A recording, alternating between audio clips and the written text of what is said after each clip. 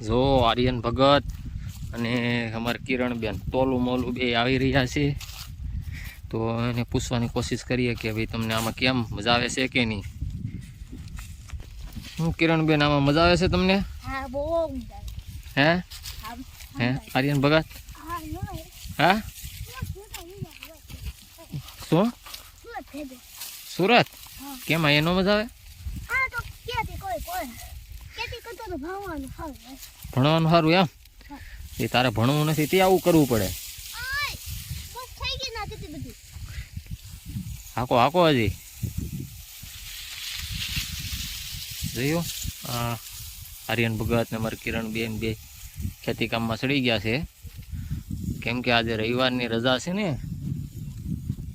એટલા માટે થોડું થોડું ખેતીનું પણ કામ કરે છે અમારે. તો જો મિત્રો આર્યન ભગત અને કિરણબેન કપાસની સાઠીઓ ભેગ્યું કરે છે, તો ચાલો આપણે થોડીક વાર 5 મિનિટ એનો સમય લઈ અને એની મુલાકાત લઈએ કે આ હાઠીઓ ભેગી કરે છે તેને કેમ લાગે છે.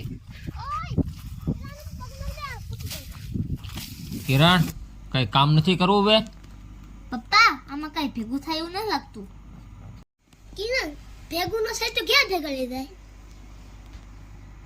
મને બે કામ કરે રાખો કામ, એટલે હાઠીઓ ભેગ્યું થાય.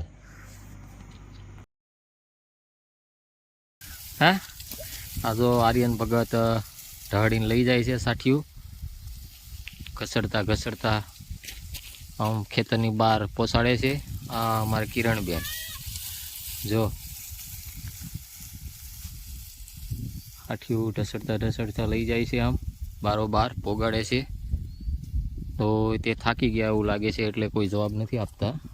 કોઈ વાંધો નહીં, થોડીક વાર પછી આપણે એની મુલાકાત લઈએ.